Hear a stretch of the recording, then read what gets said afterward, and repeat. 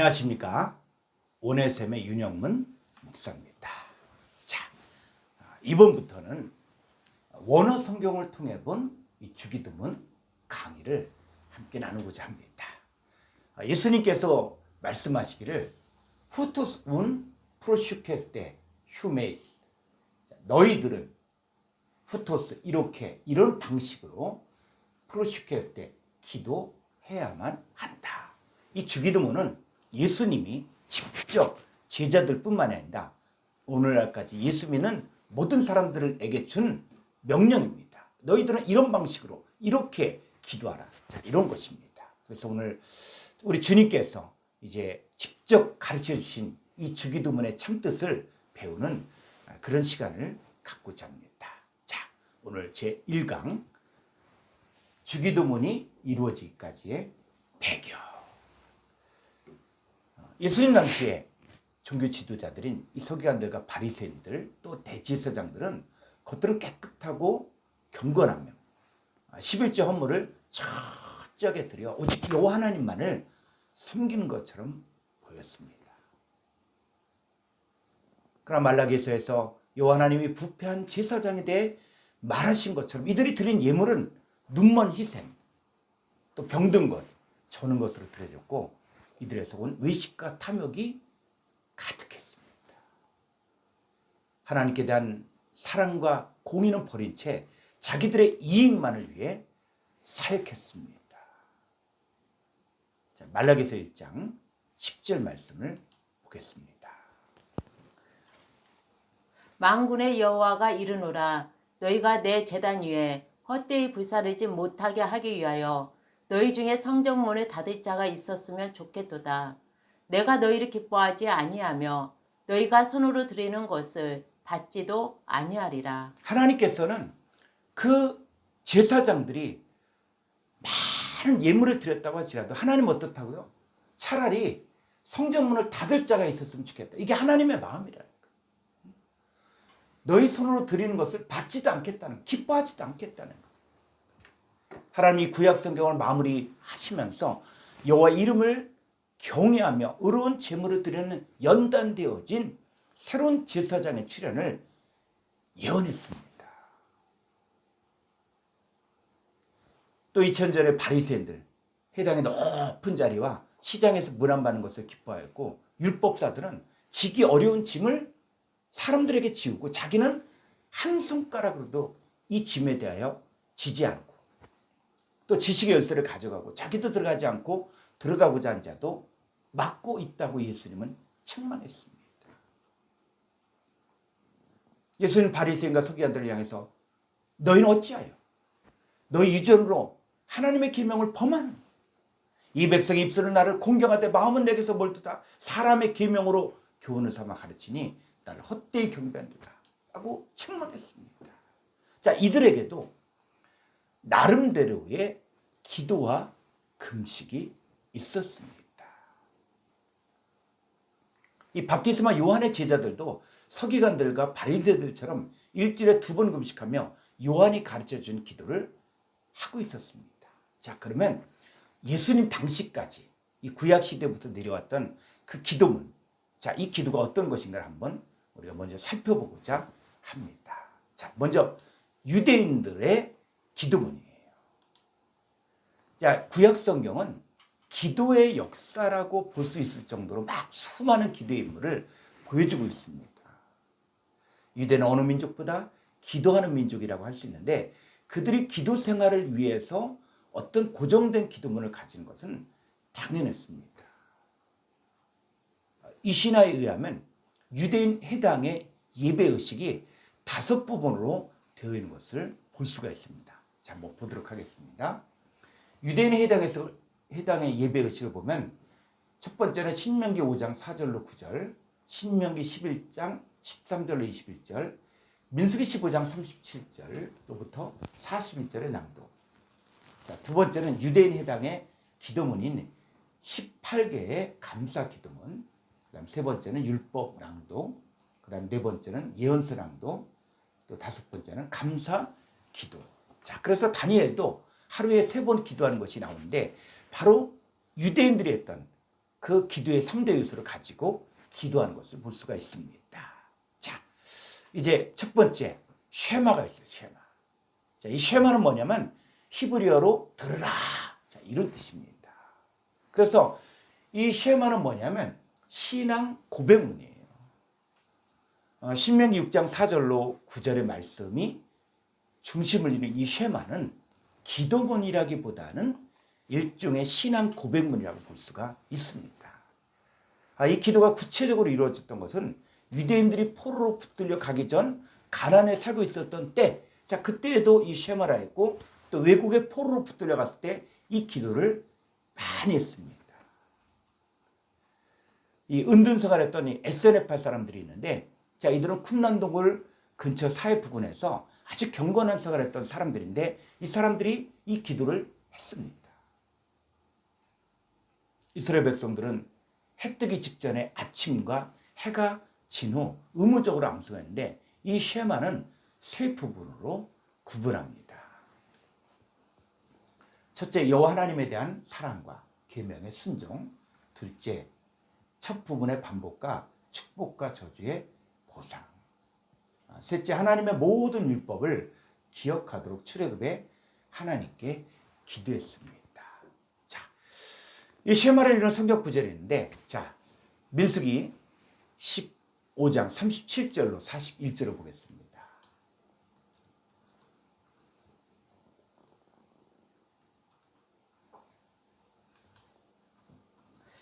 여호와께서 모세에게 말씀하여 이르시되 이스라엘 자손에게 명령하여 대대로 그들의 옷당 귀에 술을 만들고 청색끈을 그 귀에 술에 더하라. 예, 술을 만들었다 해서 옷단 귀에 술을 만들었다 그랬어요. 그리고 청색끈을 그 귀에 술에 더하라. 39절. 이 술은 너희가 보고 여호와의 모든 계명을 기억하여 준행하고 너희를 방종하게 하는 자신의 마음과 눈의 욕심을 따라 음행하지 않게 하기 위함이라. 이 술의 목적이 뭐냐면 이 술을 볼 때마다 자기 옷에 있는 술뿐만 아니라 다른 사람에게 있는 술을 보면서 바로 여호와의 모든 계명을 기억하고 또 준행하고 또 너희를 방종하게 하는 자신의 마음과 눈의 욕심을 따라 음행하지 않게 하도록 위해서 이 술을 보고 경각심을 가졌다는 것이죠. 자, 40절. 그리하여 너희가 내 모든 계명을 기억하고 행하면 너희의 하나님 앞에 거룩하리라. 41절. 나는 여호와 너희 하나님이라. 나는 너희의 하나님이 되려고 너희를 애굽 땅에서 인도해 내었느니라. 나는 여호와 너희의 하나님이니라. 예, 이 청색술을 달게 한 것은 하나님의 계명과 말씀을 떠나 방종하지 말라고 이것들을 달게 했습니다. 자, 이 한번 청색실 한번 볼까요?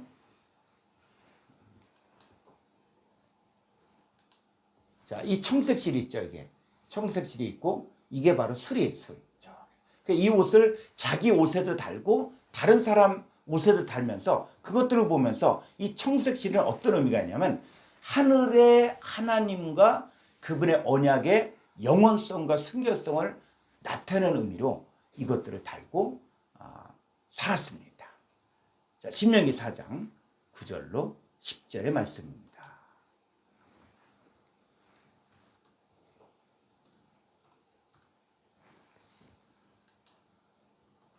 오직 너는 스스로 상가며 내 마음을 힘써 지키라. 그리하여 내가 눈으로 본 그 일을 잊어버리지 말라. 내가 생존하는 날 동안에 그 예의들이 내 마음에서 떠나지 않도록 조심하라. 너는 그 예의들을 내 아들들과 내 손자들에게 알게 하라. 10절. 내가 호렙산에서 내 하나님 여호와 앞에 섰던 날에 여호와께서 내게 이르시기를 나에게 백성을 모으라. 내가 그들에게 내 말을 들려주어 그들이 세상에 사는 날 동안 나를 경외함을 배우게 하며 그 자녀에게 가르치게 하리라 하시매. 예, 자, 그렇죠.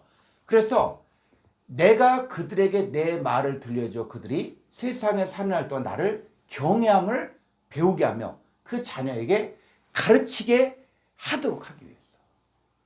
그래서 여호와 하나님께서 이스라엘 백성들을 출애굽시키기 위해서 10가지 기적과 이사를 베풀면서 가나안 땅에 들어오게 하신 그 하나님의 역사를 그 아들들에게 알려주고 아들은 그 또 다른 아들들, 그 손자들에게 알려줘. 여호와가 하나님이신 것과 그리고 여호와 경외하는 것을 대대로 알게 하도록 하는 것입니다. 자, 신명기 11장 13절의 말씀입니다. 내가 오늘 너희에게 명하는 내 명령을 너희가 많이 청종하고 너희의 하나님 여호와를 사랑하여 마음을 다하고 뜻을 다하여 섬기며 예. 자, 18절 한번 보죠. 이러므로 너희는 나의 이 말을 너희의 마음과 뜻에 두고 또 그것을 너희의 손목에 메어 기호를 삼고 너희 미간에 붙여 표를 삼으며 19절. 또 그것을 너희의 자녀에게 가르치며 집에 앉아 있을 때든지 길을 갈 때든지 누워 있을 때든지 일어날 때든지 이 말씀을 강론하고 20절. 또 내 집 문설주와 바깥문에 기록하라. 그리하면 여호와께서 너희 조상들에게 주리라고 맹세하신 땅에서 너희의 날과 너희의 자녀의 날이 많아서 하늘이 땅을 덮는 날과 같으리라. 예. 자, 이들은 이 하나님의 말씀을 지키고 여호와 하나님을 경외하는 이 방법을 잊지 않기 위해서 어떻게 해요? 손목에 매어 기호를 삼고 미간에 붙여 표를 삼고 그리고 그것들을 계속 가르쳤다는 거예요. 자, 이 쉐마는 신명기 6장 4절로 6절이 중심 구절입니다. 자, 신명기 6장 4절로 6절 한번 보죠. 이스라엘아 들으라. 네, 이 들으라가 바로 쉐마. 쉐마. 자, 이스라엘아 쉐마 들으라. 우리 하나님 여호와는 오직 유일한 여호와이시니 너는 마음을 다하고 뜻을 다하고 힘을 다하여 내 하나님 여호와를 사랑하라. 오늘 내가 내게 명하는 이 말씀을 너는 마음에 새기고 예, 이 쉐마는 이스라엘 백성들이 애굽의 종살이에서 구원받아 가나안으로 인도하신 유일신 하나님과 그 하나님의 구원 역사를 기억하고 이런 역사를 통해 자신들의 현재를 살피고 미래에 주어질 메시아의 축복을 기다리는 기도문으로 12세 이상 된 이스라엘 남자가 매일 아침과 저녁으로 2회씩 암송했습니다. 유대 소년들은 출생 시부터 쇠마를 부모로부터 암송하는 가정교육을 받았는데 이 쉐마의 암송은 최소한의 종교적 의무로 간주되었습니다. 하나님을 떠나지 않도록 하기 위하여 다 말씀을 가르칠 때는 이 손목과 미간과 대문 문서주와 바깥문에 붙이겠는데 이 풍습이 한국에도 있습니다. 그 대문에 소문만몽매 또 가와만사서 뭐 이런 것들을 써붙여 놓고 대청마루 기둥에도 써붙여 놓았는데 그것이 근거 없이 생긴 것이 아니에요. 자, 이런 것들을 보고 교훈을 삼으라는 것입니다. 옛날에 선비들은 책상에 공부를 할 때든지 안 할 때든지 책 한 권씩 올라가 있는 것이 그 집의 하나의 규례였습니다. 유대인들은 이마와 손목에 끈을 메고 토라를 읽었는데 이것을 조상 대대로 물려받아서 손때가 묻어 새카맣게 되도록 갖고 있는 것을 큰 자랑으로 여겼습니다. 그러니까 지금 오늘날에도 이 정통 유대인들은 이 이마와 손목에 그 표를 하는 것들을 볼 수가 있습니다. 한번 자 보도록 하죠. 지금 이 사진은 이 전쟁터에서 유대인이 전쟁을 하다가 지금 기도할 시간에 기도하는 것들을 사진을 찍은 거예요. 자, 머리에 뭐요? 이 성부 곽이 있고 그리고 이 가죽끈을 갖다 쭉 해서 어떻게 이 손목까지 연결을 시켰습니다. 그래서 이 한국에 있는 유대인들도 성경을 아침 저녁으로 이 토라 성경을 읽는 시간은 반드시 이것을 메고 읽었어요. 그래서 이 빵모자 같은 것들을 쓰고 있죠. 빵모자 같은 걸 쓰고 또 가죽끈을 그 이마와 그리고 쭉 해서 이 손목에 메고 서서 우리처럼 뭐 앉거나 누워서 보지 않고 성경을 서서 읽고 있습니다. 지금도 예배 시간이 되고 말씀을 강론할 때면 전부 일어나고 랍비가 성경을 읽어줍니다. 그래서 이스라엘 사람들이 반드시 아침과 저녁에 쉐마라는 시간에는 옆에서 벼락이 떨어져도 꿈쩍을 않고 심지어 그 시간에 열차를 타고 가다가 열차표를 조사해도 그 사람 앞에 오면 못합니다. 왜? 그것을 읽고 끝날 때까지는 아무리 옆구리를 쑤셔도 꼼짝도 안 하고 성경을 보고 있는 것이 하나의 관습이 되었기 때문입니다. 이 유대인들은 이 옷에다가 술을 만들어서 청색끈으로 붙이는 것은 잘하지 않지만 이마 손목에다가 매는 가죽끈을 대대로 물려주는 것은 지금도 하고 있습니다. 자, 이것을 보고 하나님에게서 떠나가지 말라는 것이에요. 자, 두 번째, 테필라가 있어요. 테필라. 자, 이 테필라는 뭐냐면 중재 또는 간구하는 기도예요. 쉐몬의 에스레와 혹은 18복 기도문이라고도 이야기합니다. 또 18 베네딕션이라고 부르는데 그 이유는 뭐냐면 처음에는 6가지의 복의 기도문으로 사용되다가 AD 90년경에 가말리엘 2세 때 12복이 더해져 18복으로 편집되었기 때문입니다. 자, 이 테필라는 유대인들이 아침, 그 다음에 오후, 저녁을 하루 3번씩 규칙적으로 암송하는 기도문이나 그 기원을 알 수가 없습니다. 자, 이 18복 기도문이 3부분으로 이루어졌는데, 자, 한번 볼까요? 첫째는 찬양을 나타내는 3개의 축복문으로 주인을 찬양한 노래가 있고, 두 번째는 12개의 청원, 지금은 13개의 청원이 되었습니다. 셋째는 감사를 표시하는 3개의 기도문으로 일한 수당을 받고 주인을 떠나갈 때의 종으로 표현되어 있습니다. 그래서 이 처음과 마지막 기도문은 예배의 근간으로 하나님께 찬양함으로 시작되고 감사함으로 끝을 맺습니다. 자, 이 기도문의 형식은 주기도문의 하나님을 위한 청원, 또 인간을 위한 청원, 또 영광성 형식과 유사한 점이 많이 있습니다. 또한 이 주기도문에서 우리를 위한 청원과 또 테필라의 13개의 청원 중에서 6번째는 회개, 피용서, 9번째는 양식, 12번째는 악, 13번째는 경건함을 위한 기도로서 주기도문과 비슷한 면을 보여줍니다.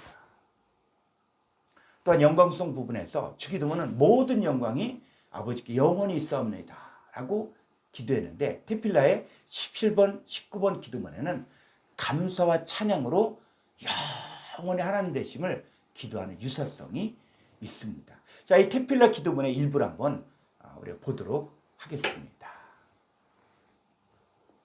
오 주는 복되시다. 아브라함의 하나님, 이삭의 하나님, 야곱의 하나님, 하늘과 땅의 주재자이시며 지존자이신 하나님, 우리의 방패가 되시고 우리 조상들의 방패가 되신 하나님, 하나님 오 주는 복되시도다. 아브라함의 방패가 되신 하나님. 자, 이 테필라 기도문의 아주 일종이에요. 그래서 자, 이 기도를 누가 대표적으로 했습니까? 자, 다니엘서 6장 10절을 보겠습니다.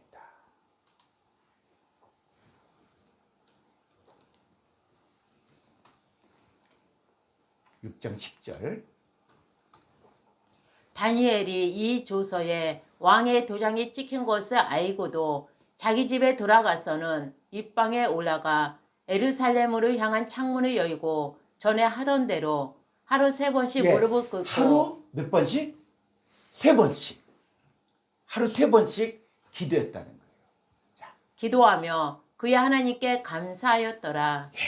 이 다니엘이나 그 밖에 여호와 하나님을 섬긴 자들 하루에 3번씩 빠지지 않고 기도하는 것을 볼 수가 있습니다. 자, 이 기도를 또 누구 되냐? 다윗 했거든요. 자, 시편 55편 17절을 보겠습니다. 저녁과 아침과 정오에 내가 근심하여 탄식하리니 여호와께서 내 소리를 들으시리로다. 예, 이 다윗도 저녁과 아침과 정오에 기도했다는 거예요. 자, 기도했는데 그 다윗은 자기 기도를 하나님이 듣는 줄 알고 기도를 했던 사람이에요. 다니엘도 자기의 3번 기도가 하나님께 들림받은 줄을 알고 기도한 믿음의 선진입니다. 자, 우리가 기도할 때도 어느 기도는 하나님이 들으시는가 하면 어느 기도는 하나님이 못 들은 척하고 뒤로 내버리는 기도가 있다는 것을 알아야 됩니다. 기도만 많이 한다고 해서 하나님이 무조건 듣는다. 그게 아니라는 것이죠. 자, 잠언서 15장 8절을 보죠. 악인의 제사는 여호와께서 미워하셔도 정직한 자의 기도는 그가 기뻐하시느니라. 예, 이 악인의 제사가 뭐와 연결이 되냐면 바로 이 기도와 연결이 된다는 거예요. 그래서 이 악인의 제사가 있고 악인의 기도가 있고 정직한 자의 제사가 있고 정직한 자의 기도가 있어요. 자, 구약의 제사에서는 무엇을 하나님께 제물로 드렸습니까? 소나 양이나 염소를 죽여서 죽은 제물로 드렸습니다. 이 제사가 곧 기도라는 거예요. 그런데 우리는 제사는 제사고 기도는 기도다 이렇게 분류하는데 그렇지 않다는 것이죠. 자, 신약 성경을 보게 되어지면은 로마서 12장 자, 1절을 보겠습니다. 그러므로 형제들아 내가 하나님의 모든 자비하심으로 너희를 권하노니 너희 몸을 하나님 기뻐하시는 거룩한 산 제물로 드리라. 이는 너희가 드릴 영적 예배니라. 예, 이제는 너희 몸, 자, 우리의 몸을 산 제물로 드릴 때 그것이 뭐와 연결되는 것이에요? 예배와 연결이 되는 거예요. 그래서 이 거룩한 살아있는 기도는 바로 뭐냐? 먼저 나 자신을 하나님 앞에 예물로, 산 제물로 하나님께 드리는 거예요. 자, 두 번째는 자, 로마서 15장 16절을 보죠. 이 은혜는 곧 나로 이방인을 위하여 그리스도 예수의 일꾼이 되어 하나님의 복음의 제사장 직분을 하게 하사 이방인을 제물로 드리는 것이 성령 안에서 거룩하게 되어 받으실 만하게 하려 하심이라. 이 복음에 대하여 위인이요 또 관계가 없었던 이방인을 산 제물로 하나님께 드린 일을 하였을 때 그게 바로 산제사고 산 기도라는 것입니다. 이 기도와 제사는 반드시 제물이 있어야만 됩니다. 제물이 빠지면 안 됩니다. 여러분 세상에서도 심지어 죽은 조상 앞에 제사를 드릴 때도 반드시 제물을 갖다 놓잖아요. 하물며 살아계신 하나님 아버지께 우리가 먼저 우리 자신을 깨끗하게 산제물로 드리지 못하는 제사가 무슨 소용이 있겠습니까? 또 그 다음에는 계속 나만 드려줘야 되는가? 아니에요. 복음을 증거해서 나온 이방인들을 산제물로 드린 것이 바로 살아있는 기도요, 살아있는 예배라는 것이죠. 이 바울의 사역을 통해서도 함께 일하고 있는 사람들이 나옵니다. 자, 사도행전 16장 13절로 15절을 보겠습니다. 안식일에 우리가 기도할 곳이 있을까 하여 문 밖 강가에 나가 거기에 앉아서 모인 여자들에게 말하는데 두아디라시에 있는 자세 옷감 장사로서 하나님을 섬기는 누디아라 하는 한 여자가 말을 듣고 있을 때 주께서 그 마음을 열어 바울의 말을 따르게 하신지라. 예, 자, 기도할 곳을 찾자. 기도. 그러면 일반적으로 우리가 기도한다. 그러면 어디로 가야 돼요? 자, 그런데 이 바울 일행은 기도할 곳을 찾는데 어디로 갔습니까? 문밖 강가에 나가 거기에 앉아서 모인 여자들, 이 여자들에게 가서 기도를 했다는 거예요. 그러니까 예전엔 어떤 성전이나 산이나 특별한 장소에 가서 기도했는데 주님을 만난 이후로는 기도하는 장소가 변했다는 것이죠. 자, 15절 보죠. 그와 그 집이 다 세례 침례를 받고 우리에게 청하여 이르되 만일 나를 주 믿는 자로 알거든 내 집에 들어와 유하라 하고 강권하여 머물게 하니라. 예, 기도의 결과가 뭐냐? 기도의 결과가 바로 복음을 증거해서 바로 루디아의 마음을 주께서 열어주셨어요. 바울의 말을 청종하게 했어요. 자, 이로 말미암아 루디아라는 한 여인을 복음으로 말미암은 산 제물로 그리스도께 드린 일이 이루어졌습니다. 그래서 이 기도의 개념이 바뀌어지는 거예요. 기도의 개념이 단순히 내가 기도한다, 그것도 끝난 것이 아니라 복음 전파로 확대가 됐다는 것이죠. 그래서 이 기도가 많은 사람들에게 복음 증거하는 것도 바로 기도의 일종이다. 따라서 기도와 제사와 예물이 서로 연결이 된 것입니다. 자, 오늘날 부흥회할 때는 무엇이라고 합니까? 응답받는 기도를 하려면 무엇부터 내려갑니까? 물질이는 것에 마음이 있다고 해요. 내가 제일 아끼는 것이 무엇이냐? 사람들은 돈이라고 해요. 돈을 내라고 하는데, 여러분, 우리들이 사실 제일 아끼는 것이 무엇입니까? 여러분, 돈은 두 번째예요. 자식일 것입니다. 복음으로 낳은 자녀가 우리가 아끼는 최고의 것이에요. 자, 로마서 15장 16절 보죠. 이 은혜는 곧 나로 이방인을 위하여 그리스도 예수의 일꾼이 되어 하나님의 복음의 제사장 직분을 하게 하사 이방인을 제물로 드리는 것이 성령 안에서 거룩하게 되어 받으실 만하게 하려 하심이라. 예, 이방인을 제물로 드리는 것. 우리가 육신의 자식과 또 복음의 자식 중에 어느 자식이 더 소중한가? 우리가 어디까지 성장해야 하냐면 교회의 성도가 예수를 안 믿고 떠들어다니는 내 자식보다 더 소중하게 여기는 것이 목회학의 제1조가 되어야 합니다. 내 자식이 예수를 믿을 때까지 내가 전도해서 하나님께 드리는 그 사람이 더 귀하게 여겨질 정도의 믿음이 돼야만 성장했다고 할 수가 있습니다. 우리 신학교에서 배운 목회학, 또 교회 성장학, 또 예배학, 기도학을 아무리 말해봐야 마음의 중심이 하나님이 보시기에 합당한 상태로 성장을 해야만 그의 믿음과 그의 기도를 합당하다고 우리 하나님 인정해 주십니다. 그런데 돈만 갖다 놓고 나에게 기도해달라, 그러면 하나님 보시기에 기쁜 기도냐 하는 것입니다.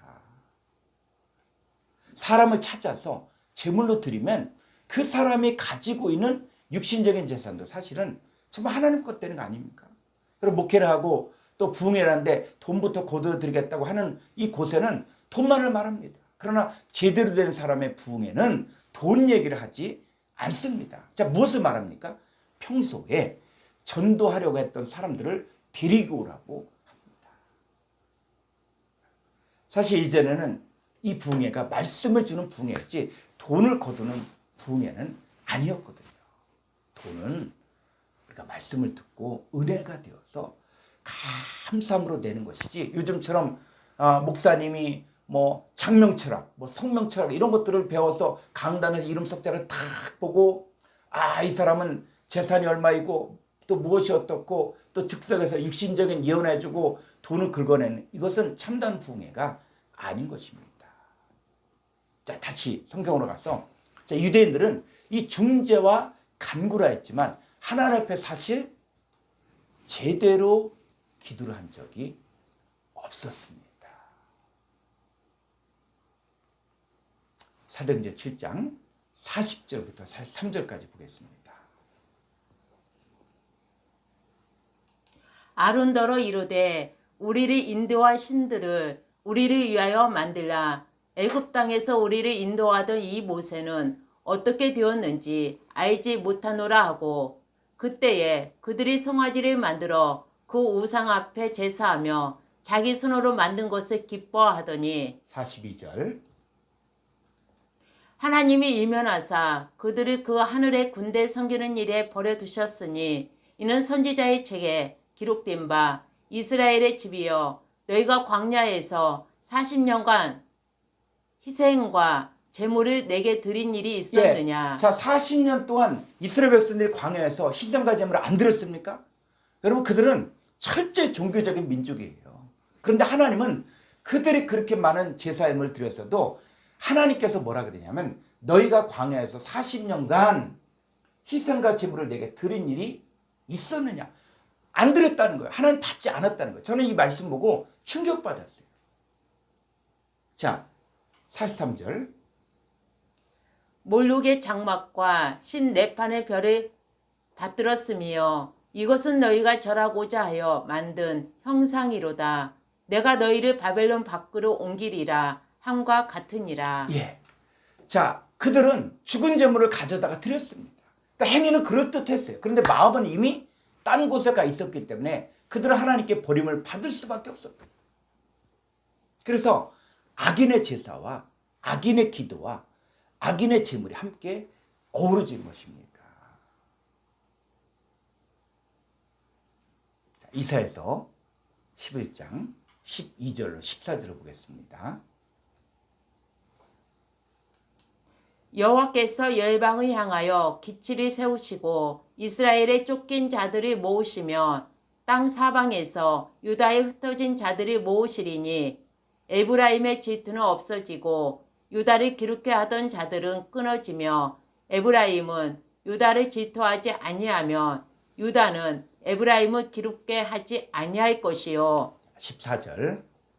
그들이 서쪽으로 블레셋 사람들의 어깨에 날아앉고 함께 동방 백성을 노락하며 에돔과 모압의 손을 대며 암몬 자손을 자기에게 복종시키리라.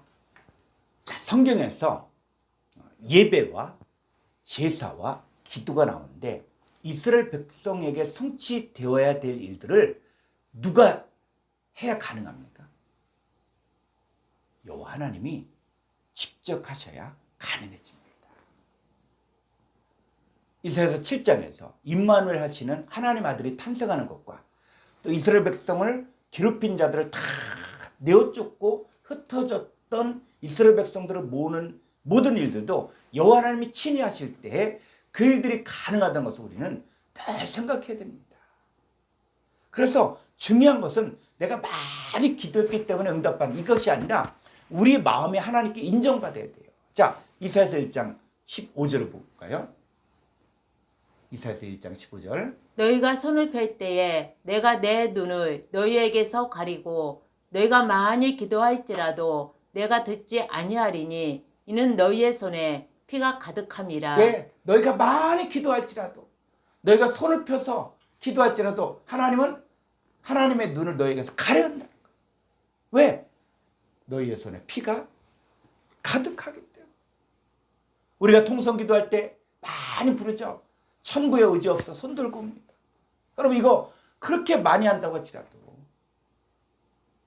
구약의 이스라엘 백성들이 하나님 앞에 나와 아무리 손을 들고 아무리 큰 소리 깃는다고 할지라도 여호와 하나님은 즉시 눈을 가리우고 안 보시겠다고 하셨습니다. 그래서 그들이 아무리 테필라 중재와 간구의 기도를 해도 듣지 않으신다고 한 것입니다. 하나님은 이 하나님으로부터 마음이 떠난 자들이 아무리 형식과 격식을 갖추고 열심으로 기도하고 또 작정 기도한다고 할지라도 그분은 모른 채 하신다는 거예요. 그러나 의인 다니엘의 하루 3번씩 하는 이 기도와 또 다윗의 기도와 아브라함의 기도와 믿음의 선지들이 하는 기도는 하나님과 대화가 즉시 통하는 기도였습니다. 자, 히스기야 왕이 이제 병이 들어 죽게 된다는 말을 이사야 선지자를 통해서 듣게 됩니다. 자, 그때 그 히스기야 왕은 선지자에게 사정하지 않았다. 누구에게 기도했습니까? 여호와 하나님께 기도했어요. 자, 어떻게 기도하는가? 자, 이사야서 38장 2절로 3절을 보죠. 히스기야가 얼굴이 벽으로 향하고 여호와께서 기도하여 이르되 여호와께 기도하여 이르되 여호와여 구하오니 내가 주 앞에서 진실과 전심으로 행하며 주의 목전에서 선하게 행한 것을 기억하옵소서 하고 히스기야가 심히 통곡하니. 예, 히스기야는 백성들에게 선한 것을 많이 한 사람입니다. 그런데 갑자기 이사야 선지자를 통해서 너 죽는다라고 하니까 이 히스기야 왕은 이사야 선지자를 붙들고 늘어지지 않았어요. 하소연하지 않았어요. 원망하지 않았어요. 직접 하나님께 구했습니다. 그래서 여호와여 구하오니 내가 주 앞에서 진실과 전심을 행하며 주의 목전에서 선하게 행한 것을 기억하옵소서 하고 히스기야가 심히 통곡하니 자, 하나님께만 기도했다는 것이죠. 그러니까 하나님께서 그 기도를 응답하시고 바로 이스라엘을 통해서 히스기야 왕이 15년을 더 살겠다고 하여 징조를 주었습니다. 우리가 하나님 앞에서 무슨 선한 것을 한 것을 기억해달라고 기도할 수 있습니까? 여러분, 주기도문에는 우리가 우리에게 죄 지은 자를 사하여 준 것 같이 우리의 죄를 사하여 주옵소서. 이게 선한 일이에요. 내가 하나님이 보시기에 하나님을 기쁘시게 한 죄를 사하는 것이 있어야 한다는 것입니다. 그랬을 때 이 죄가 내 기준이 아니고 성경이 말하는 주의 기준이 나와야 됩니다. 그래서 선한 일을 함으로써 죽음에서도 부활할 수밖에 없는 사건이 주기도문 사건에서 나옵니다. 여러분 죽을래도 죽을 수 없는 사람들이 하나님의 아들들이에요. 그러면 이 하나님의 아들들은 평소에 선한 일을 한 결과가 있어야만 된다는 것입니다. 자, 누가복음 14장 12절을 14절을 보겠습니다. 또 자기를 청한 자에게 이르시되 내가 점심이나 저녁이나 베풀거든 벗이나 형제나 친척이나 부한 이웃을 청하지 말라 두렵건대 그 사람들이 너를 도로 청하여 내게 가품이 될까 하노라. 13절 잔치를 베풀거든 차라리 가난한 자들과 몸 불편한 자들과 전원 자들과 맹인들을 청하라. 그리하며 그들이 갚을 것이 없으므로 내게 복이 되리니 이는 의인들의 부활 시에 내가 갚음을 받겠음이라 하시더라. 예, 이 하나님의 말씀으로 가난한 자, 또 병든 자, 또 소경된 자, 저는 자들을 다 대접했기 때문에 지옥에 갈 수 없는 자가 된 것입니다. 근데 여기서 말하는 이 가난한 자, 병든 자, 이 소경된 자는 육신적인 차원이 아니라 하나님 나라를 보지 못하는 소경이요, 하나님 말씀이 없으므로 병들고 가난한 자인 것을 말하는 것입니다. 누가복음 16장에서는 나사로도 죽고 부자 바리새인도 죽었습니다. 근데 나사로는 아브라함의 품에 있게 되고 부자 바리새인은 불구덩이로 음부로 떨어졌어요. 그런데 이 나사로가 요한복음 11장과 연결되어 보면은 이 죽은 나사로를 누가 살렸습니까? 예수님이 살려주셨다는 것이죠. 그 나사로가 결국은 예수님을 만났다는 거예요. 이 나사로는 부자에 가서 하나도 얻어먹지 못했는데 예수님을 만나고 나서 얻어먹게 된 거예요. 예수님은 항상 나눠주는 거거든요. 뭘 나눠줍니까? 자, 고린도서 8장 9절을 보죠.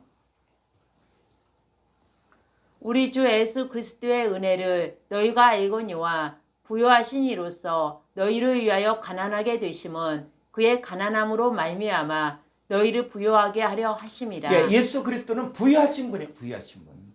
이 부유하신 분이 너희를 위해 가난하게 됐다는 얘기는 그 예수님의 부유하심을 너희들에게 다 넘겨줘서 너희를 부유하게 하려 하심이라.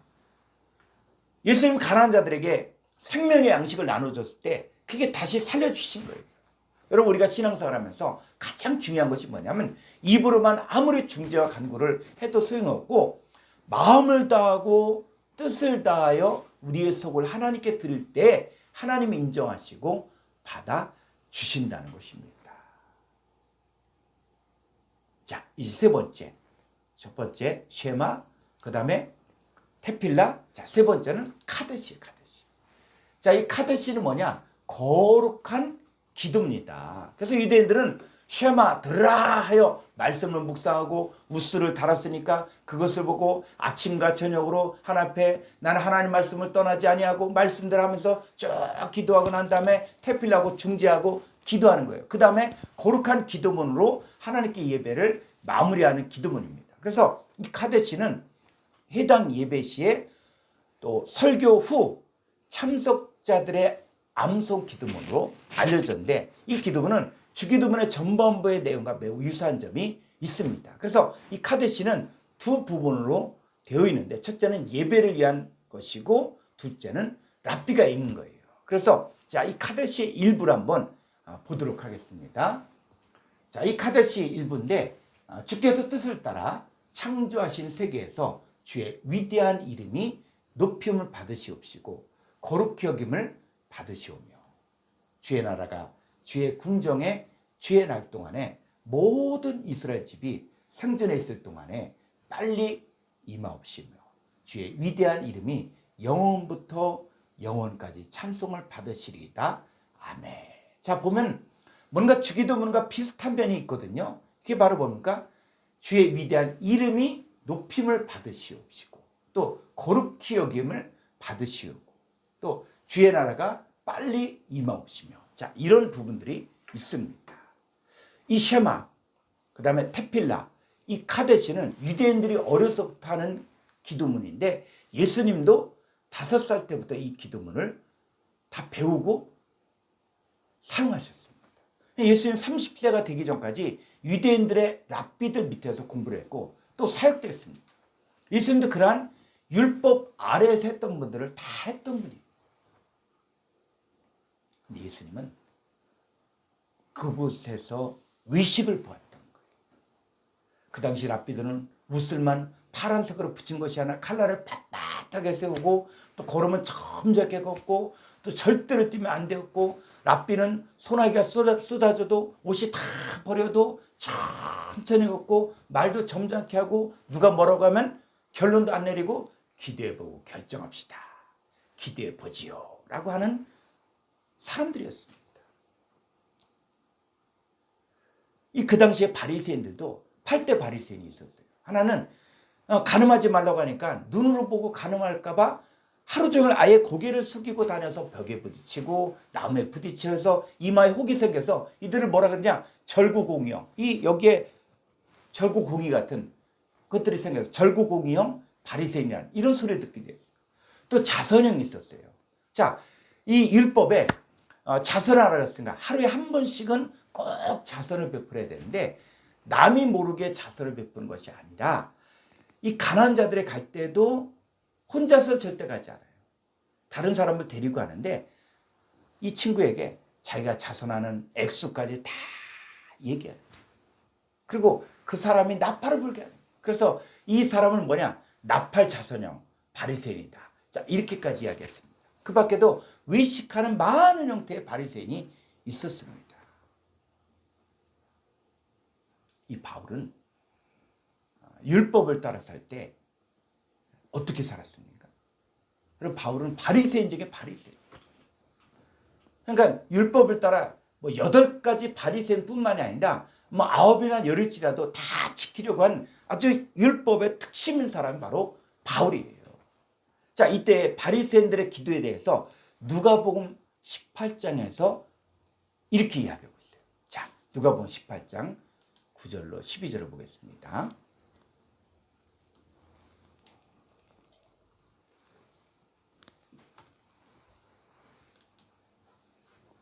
또 자기를 의롭다고 믿고 다른 사람 멸시하는 자들에게 이 비유로 말씀하시되 두 사람이 기도하러 성전에 올라가니 하나는 바리새인이요 하나는 세리라. 바리새인은 서서 따로 기도하여 이르되 하나님이여 나는 다른 사람들 곧 토세, 부르, 간음하는 자들과 같지 아니하고 이 세리와도 같지 아니함을 감사하나이다. 예, 그래서 뭐라 그래요? 나는 일에 2번씩 금식하고 또 소득의 11조를 드리나이다. 자, 이 바리새인들은 난 이렇게 신앙생활한다. 나는 일주일에 2번씩 금식하고 소득의 11조를 드린다. 그래서 이 일주일에 2번 금식하는 게 왜 그렇게 되냐? 모세가 산에 율법을 받으러 올라간 화요일과 또 내려오는 목요일에 금식을 했습니다. 자, 그런데 이 세리는 또 어떻게 기도했어요? 자, 13절. 세리는 멀리 서서 감히 눈을 들어 하늘을 쳐다보지도 못하고 다만 가슴을 치면 이르되 하나님이여 불쌍히 여기소서 나는 죄인이로소이다 하였느니라. 이 천주교에서 하는 기도문 중에서도 이런 기도문이 있거든요. 가슴을 치며 가로되 내 탓이여 내 탓이여 하는 내용이 나옵니다. 이들은 겉으로는 열심이고 자기 신앙을 과시하려고 했습니다. 그러나 율법 아래에서 신앙생활은 결국은 형식이 그치고 마음의 변화까지는 이르지 못하는 것입니다. 자, 또 유대인들의 기도문이 또 굉장히 많이 있습니다. 그래서 이 기타 기도문을 보게 되어지면 유대인은 일상적인 기도문 외에도 집과 성을 출입할 때 드리는 기도가 있었고, 해와 달과 또 불과 바다와 강과 또 상들을 바라볼 때 드리는 기도가 있었고, 또 이런 기도의 정신은 아주 좋았어요. 그런데 기도의 습관이 형식과 외식에 치우친 경향이 많았습니다. 자, 이런 배경이 있었고, 그 다음 두 번째는 이 천주교의 기도문. 자, 천주교.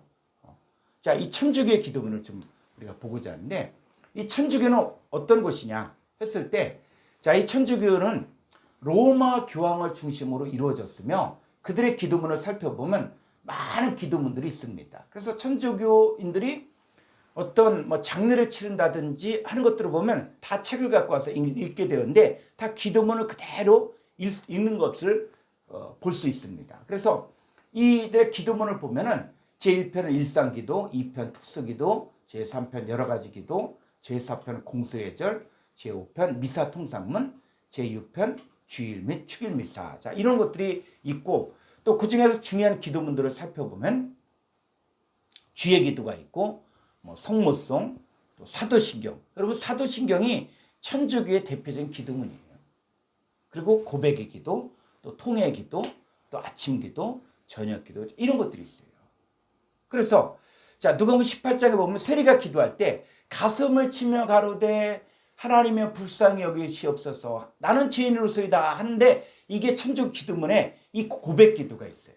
자, 한번 고백 기도 한번 볼까요? 자, 전능하신 천주여, 형제들에게 고백하오니 과연 생각과 말과 행위로 많은 죄를 지었으며 또한 자주 의무를 소홀히 하였나이다. 가슴을 치며, 자, 이때는 뭐 가슴을 쳐야 돼. 몇 번 치냐? 그건 나도 몰라요. 근데 자주 가슴을 쳐. 그래서 내 탓이오 내 탓이오 내 큰 탓이로소이다. 그러므로 간절히 바라오니 평생 동정이신 성 마리아와 모든 천사와 성인 성녀와 형제들은 나를 위하여 우리 천주께 빌어 주소. 그래서 이전에 이 차의 뒤쪽에 많이 이렇게 붙여서 내 탓이오 내 탓이오, 이게 다 천주교 기도문에 나오는 것입니다. 이 천주교에서는 이 고해성사, 고백성사라는 것을 해야만 죄가 없어진다고 가르칩니다. 이 고해성사는 뭐냐면 세상에 살면서 올바르지 못한 행동이나 죄라고 생각하는 것들을 신부에게 고백하는 제도예요. 근데 대부분 고백하는 죄가 뭐예요? 세상적인 죄. 신부는 이 고해성사를 듣고 죄를 고백한 사람의 그 죄가 너무 못된 일을 많이 저질렀으면 성당에 헌금을 많이 하게 하든지, 아니면 화장실 청소, 아니면 구제기관에서 봉사를 하게 하면 그들이 말하는 죄사함을 받는다고 가르칩니다. 이 개신교와 천주교가 영원히 합칠 수 없는 것이 바로 고해성사 문제 때문입니다. 천주교에서는 죄 없는 사람은 신부밖에 없고, 천주교는 항상 죄인의 상태로 돌아갈 수 있는 사람들입니다. 그러니까 죽을 때에도 신부가 미사를 드려줘야만 영원히 하늘나라로 갈 수 있다고 가르칩니다. 그러니까 평생 천주교를 열심히 또 특심으로 다녔어도 신부가 마지막 임종미사를 드려주지 않는다면 천국에 못 간다고 말하는 게, 그래서 그 임종미사가 그들에게는 그렇게 중요한 거예요. 자, 그러면 고해성사를 한다고 해서 죄가 없어지겠습니까? 그리고 고해성사 후에도 죄는 계속 살아나고 또 다른 내용의 죄들을 범하게 됩니다. 자, 성경에서 말하는 이 죄사함은 사람에 의해 이루어지는 것이 아니라 오직 예수 그리스도를 믿음으로만, 예수 그리스도에 의해서 이루어집니다. 자, 또 한번 개신교의 기도문을 한번 보죠. 우리가 개신교에 있으니까는, 자, 개신교는 크게 주기도문을 하는 곳과 사도신경을 하는 곳, 또 주기도문과 사도신경을 함께 하는 곳이 있습니다. 자, 그런데 이 사도신경을 보면은 거룩한 공예가 서로 교통하는 것. 자, 이런 구절이 나옵니다. 자, 여기에 거룩한 공예는 영어로는 여러 종류의 해석을 적용합니다. 그 이유가 있어요. 자, 또 하나, 첫 번째는 뭐냐면 홀리 캐톨릭 처치. 그럼 캐톨릭 처치, 이 캐톨릭이 뭡니까? 천주교죠.